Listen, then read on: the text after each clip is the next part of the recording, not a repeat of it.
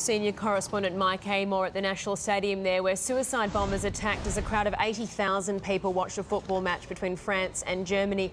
A miracle that more people weren't killed, Mike, and it all comes down to one quick-thinking security guard by the sounds of it. Yeah, that's right, Eddie. This could have been the scene of the biggest number of casualties, those 80,000 people inside.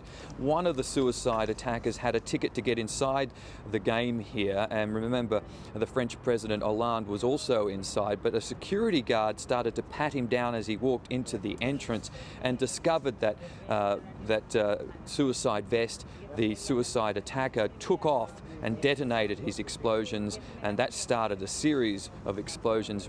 Another one here at the football stadium and another one at a fast food restaurant nearby. But certainly the quick thinking of that security guard probably saved many, many lives. Indeed. So, Mike, right now around the stadium, are things in lockdown there? Yeah, heavily guarded, especially the areas that were attacked. Andrew, I'm just driving into Paris today. It reminded me very much of what New York was like after September 11. I was on the ground there. Very similar kind of eerie feeling of a big city that's really people have gone into their homes and are staying there. And also another comparison is in the aftermath of the September 11 attacks, we saw a lot of photos posted on walls of the victims, families looking for their victims. Well, the modern day version of that we're seeing on Facebook of families posting photos of young people who are missing, feared dead. Very heartbreaking. The intelligence response was fast and direct. The first arrest came from a police operation across several countries. At least 3 people taken into custody in Belgium. The suspects linked to a car found near the scene of the deadliest attack. It's about a car that has been unregistered in Belgium and was rented in Belgium and has been found back in the direct location of the Bataclan. The 6 attacks were carried out by 7 terrorists operating in 3 teams. One of the gunmen who opened fire at the Bataclan concert hall was 29-year-old French national Ismail Omar Mostafai. He lived in the southern suburbs of Paris and was known to have ties to radical Islam. A Syrian passport was found near the body of one of the Stade de France suicide bombers. Aged around 25, he had passed through the Greek island of Leros last month as a refugee. A second stadium terrorist is thought to be just 15. French police know the attackers weren't operating alone. There are 3 coordinated teams of terrorists behind this barbarity. The investigation is going to dedicate itself to finding the perpetrators, their accomplices, their network, and the finances that funded them. All of the terrorists were armed with Kalashnikov rifles and wore the same type of suicide vest, designed to cause maximum casualties. I turned my head and there were several men holding Kalashnikovs who were shooting into the crowd totally randomly. They had their faces uncovered. The one I see clearly was dressed all in black. He seemed very young.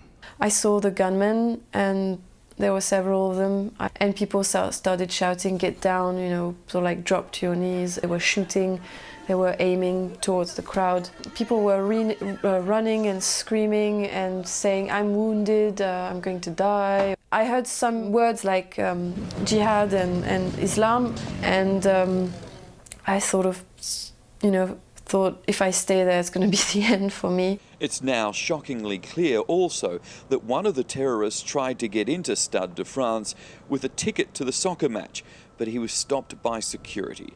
Islamic State has claimed responsibility for the atrocities with a new threat. This attack is the first of the storm and a warning to those who wish to learn. C'est un acte de guerre.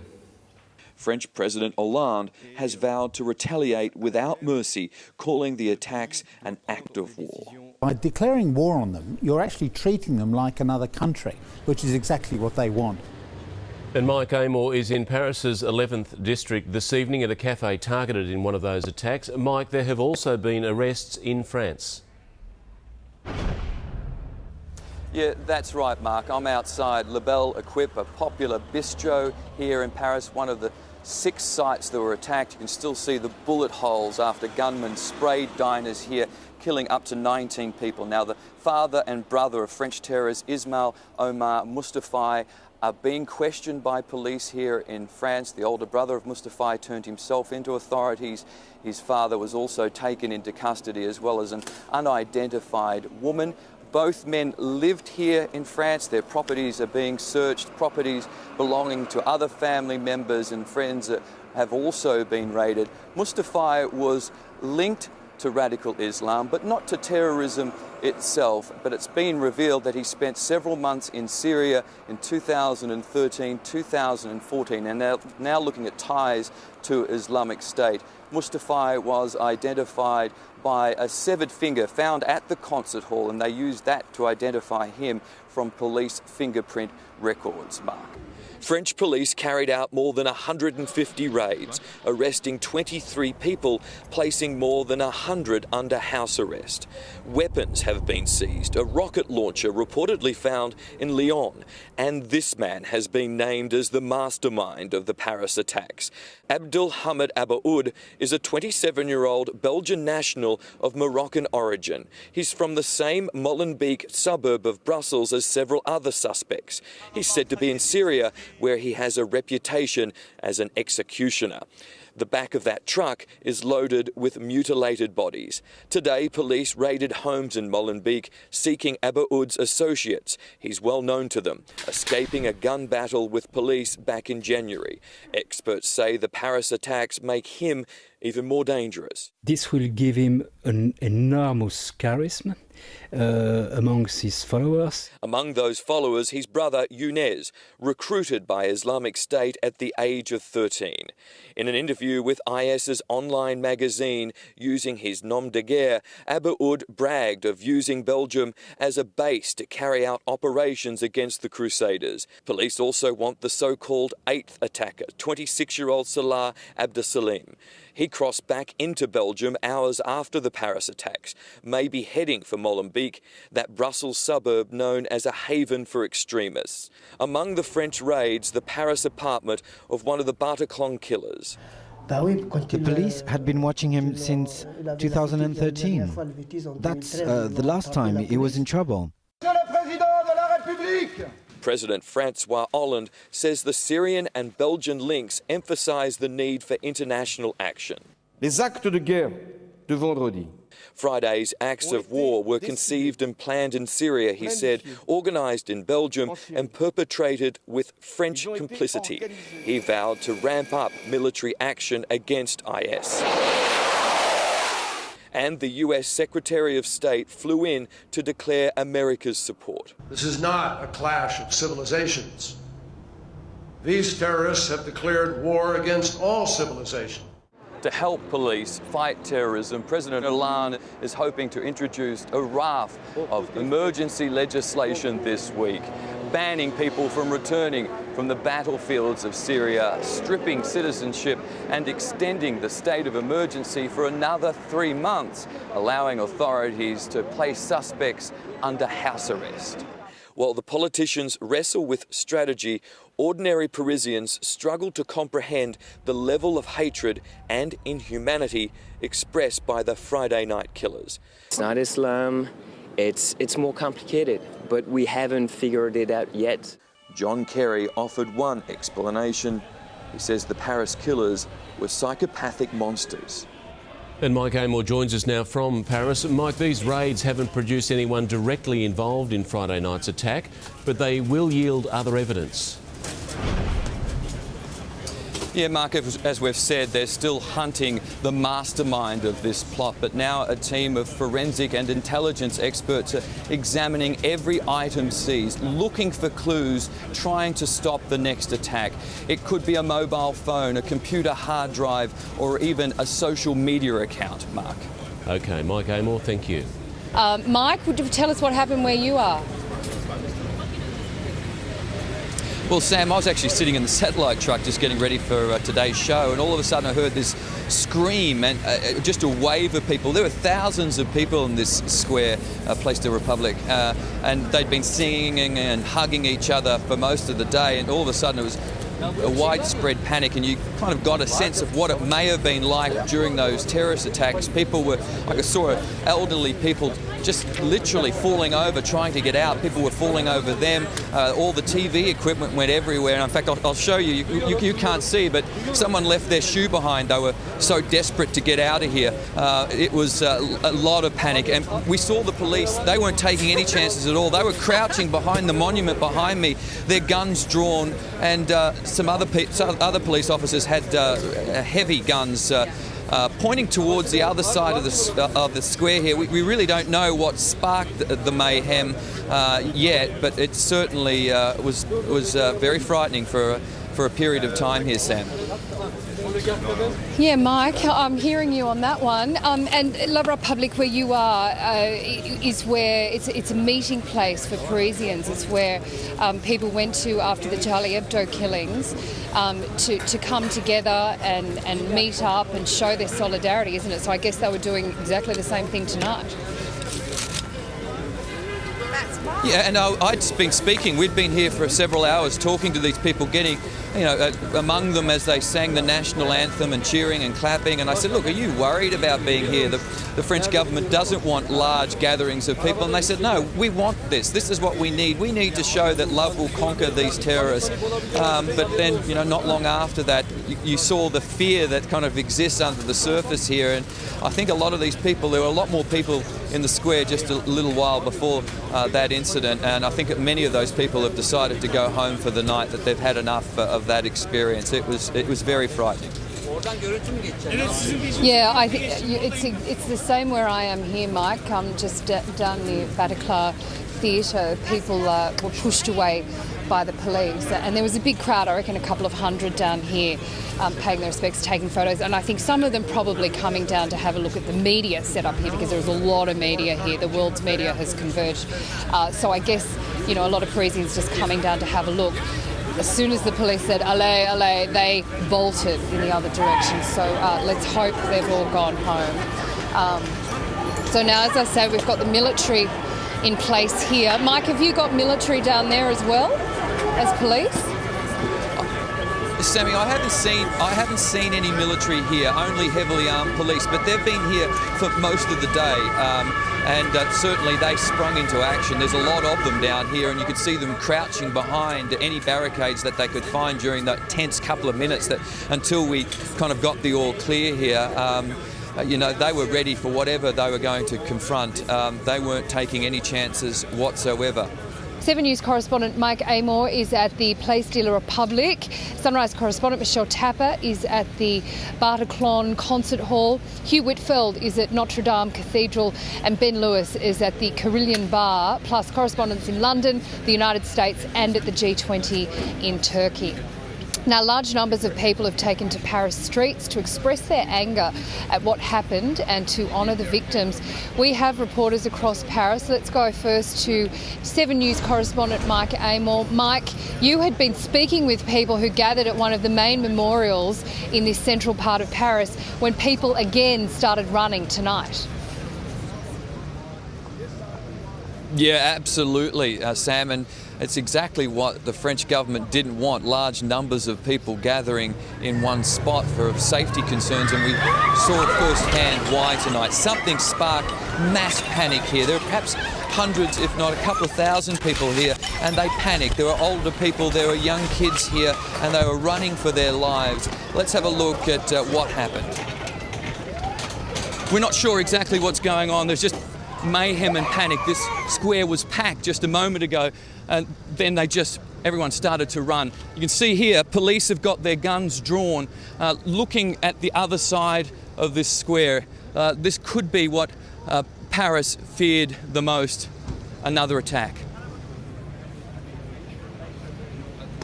Yeah, thankfully it was just a false alarm. There were reports that perhaps someone, for only a reason that person would know, let off some fireworks, and that started the mass panic. But there is reason for for fear here, because there is a report that perhaps one suspect is still at large from these attacks, Sammy.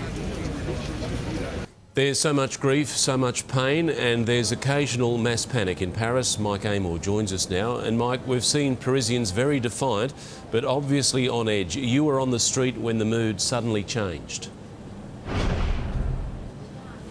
Yeah, Mark, I was with a camera crew in Place de la République setting up for a live cross, much like this one. There was no obvious trigger, nothing that we heard, but someone got spooked, cried out, and the whole crowd just panicked.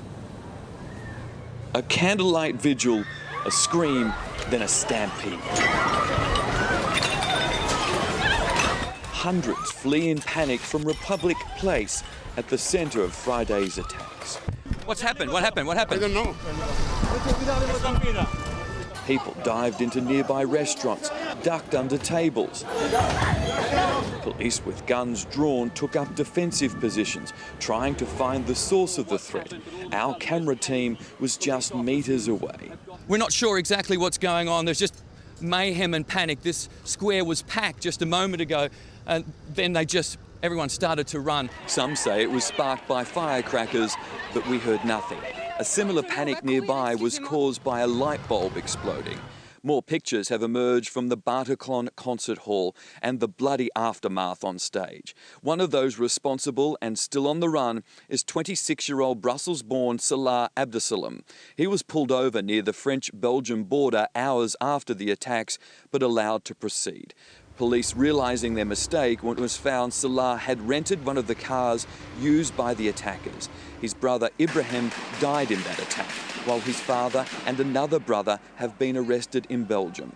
Other suspects in the Paris attacks include French-born Ismail Omar Mustafa, 29, Islamic jihadist Bilal Hadfi, and a Syrian refugee with a passport in the name of Ahmed al-Mohammed. Mustafa was a small-time crook known to have travelled to Algeria and Syria. He was identified from a severed finger found at the concert hall.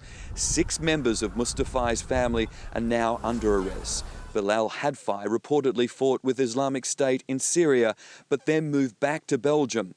And al-Mohammed passed through the Greek island of Leros just last month, posing as a refugee. As the investigation continues, police have warned against large gatherings, but Parisians are not deterred. In this city of light, they refuse to hide. All the people of France standing together. Only when we come together, we are realizing our power as a mass. Yeah, the streets are quiet now, Mark, but don't be surprised if we see more panic in a city that will remain on edge for a while to come, Mark. OK, Mike Amor in Paris, thank you. Now as This is 7 News at 6 with Mark Ferguson. Good evening. We begin tonight with another dramatic gun battle in Paris that's left several police officers wounded. The shootings and explosions began in the middle of the night in the northern suburb of Saint-Denis. Mike Amor is there. Mike, we understand the terror suspect started firing from the windows of a flat just as soon as police arrived. Yeah, Mark, that's right. We heard a number of heavy exchanges of gunfire, followed by a series of loud explosions coming from that street down there where we believe police have pinned down the mastermind of the Paris terror attacks. Media are reporting that 3 fugitives are dead after a woman set off a suicide vest. A gun battle on the streets of Paris again. Not far from the stadium where bombs exploded on Saturday, a wild gunfight opened up at 4:30 in the morning.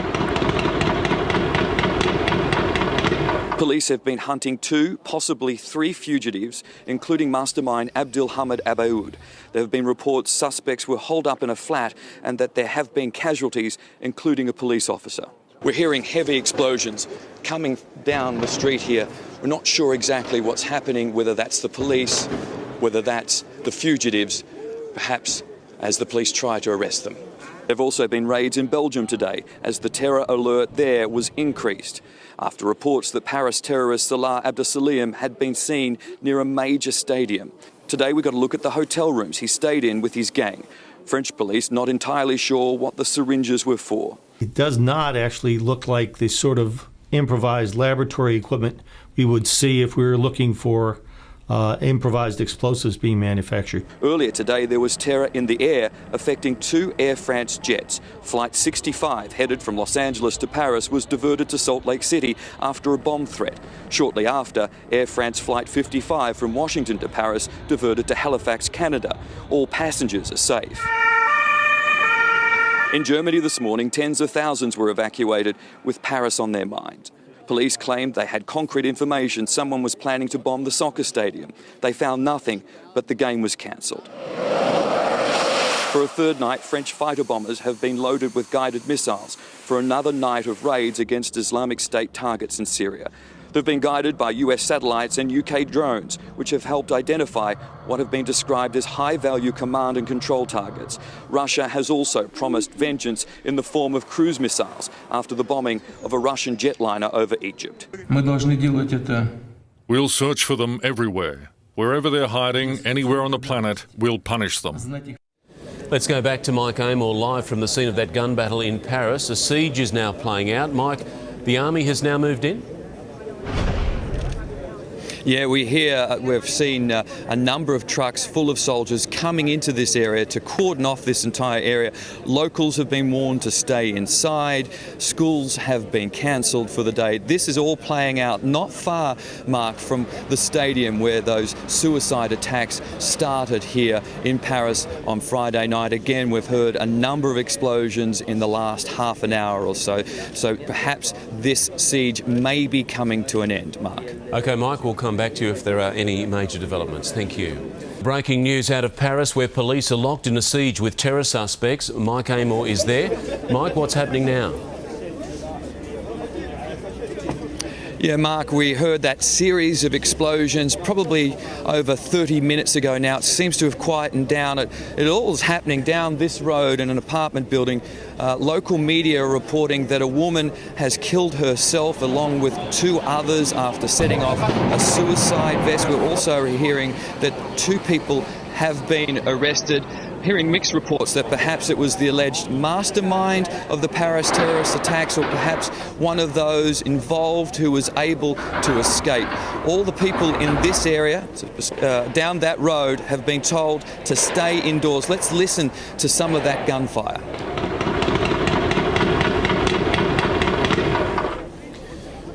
Mike, do you have any confirmation where you are exactly who may have been killed?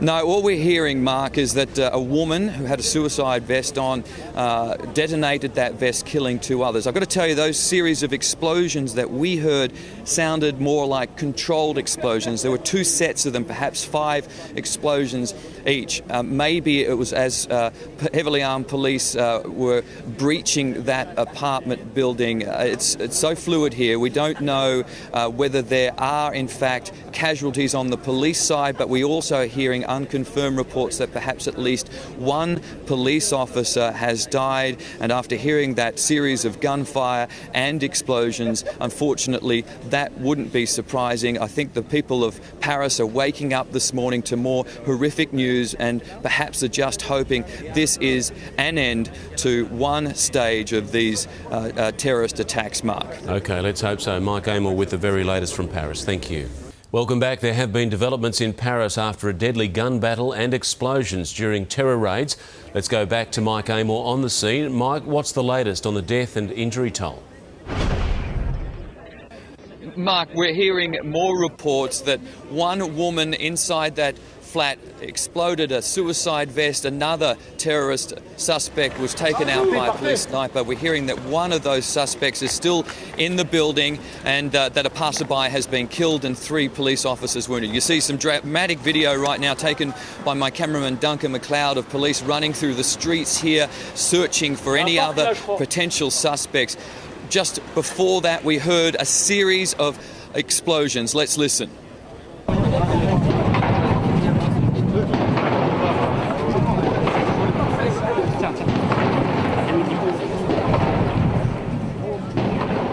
I've got to say that things seem to have calmed down somewhat here at the scene, so perhaps we could be getting towards the end of this siege, Mark. Yeah, let's hope the ringleader's days on the run are over. Mike Amor in Paris, thank you. Sam, I think one of the problems is that that apartment was so heavily damaged, one of the floors came down on top of the other. They're going to have to rely upon DNA evidence. However, the Washington Post is reporting that it has two intelligence officials who have confirmed that Aboud was inside that apartment and is among the dead. So not officially from the Paris prosecutor, but certainly a lot of speculation. That would be a significant development because they thought he was in the battlefields of Syria. They thought he gave the order from Syria. Instead, they've found him in a northern suburb here and have killed him in what was a fierce gun battle that raged on for hours. 5,000 bullets were fired, as you mentioned. They had to use grenades and heavy explosives as well. And in the last couple of hours, we've also heard a number of explosions as they clear the scene there. They think those apartments may have been booby-trapped. They're trying to get the investigators inside to get to some valuable information. Yeah, surprising. We all thought this bloke was in Syria and he was, it turns out he may have been right under our noses here in Paris. Very frightening. Now, Mike, authorities say they have neutralised another terrorist cell which was ready to strike. Yeah, these people were planning, we understand, to strike a shopping centre and a business district the following day. I don't know whether that means today or tomorrow, but they were very close to pulling off this plot, apparently. They had a lot of weapons inside that apartment building. They tried to breach the door of that apartment building. It was fortified. They tried to blow the door off, apparently off the hinges. It didn't work. That led to that firefight. A lot of weapons inside. The female inside is Aboud's cousin. She fired upon police and then set off her suicide vest. So while they weren't ready for authorities, they certainly had a lot of weapons inside and were able to fight back very fiercely. Mike Amor, the French president led a minute's silence for the victims overnight. Yeah, it was very moving, Sam. I'm at the monument to celebrate the Republic here, and this was one of the places that fell silent today. I was actually at one of the cafes where 12 people were gunned down. A lot of emotion there, as you can understand. But as you can see now on the streets, what is a Monday night, people are getting back onto the streets, trying to get life back to normal, Sam. And the mother of wounded Tasmanian teenager Emma Parkinson has arrived in Paris, Mike? Yeah, there's some good news here, Sam. Emma's mum, Lisa, and her uncle arrived today. They were met by embassy staff at the airport and they were rushed straight to the hospital bed. They think that Emma will be released from hospital very shortly, so some good news there. Yeah, terrific news. She's a lucky girl. Thanks, Mike. Thanks, Michelle. Talk to you soon. Coming up. Mike Amor is in Paris. Mike, take us through this. It's vision from inside a cafe. People under chairs and tables as bullets fly. Mark, it happened at a neighbourhood Italian restaurant called Casa Nostra on a corner about 5 minutes from here at the epicentre of Friday night's attacks. The shooting was caught on CCTV, and while it was terrifying stuff, I can assure you everyone you see here survived. Windows and mirrors explode in a blizzard of glass as a lone gunman opens fire on Casa Nostra Pizzeria with an AK-47. A diner just reaching for his napkin ducks under his table. The waiter hits the floor. One dives into a cellar. It's pandemonium. People outside rush in. A woman shot through the wrist runs behind the bar. Her companion throws himself to the floor. The initial assault lasts 40 seconds. Then the gunman, believed to be 26-year-old Salah Abdesalim, enters the picture. He looks down, points his AK at a cowering victim, and it jams, or he's out of ammo. He runs off. The woman gets up and escapes, closely followed by another, an incredible survivor.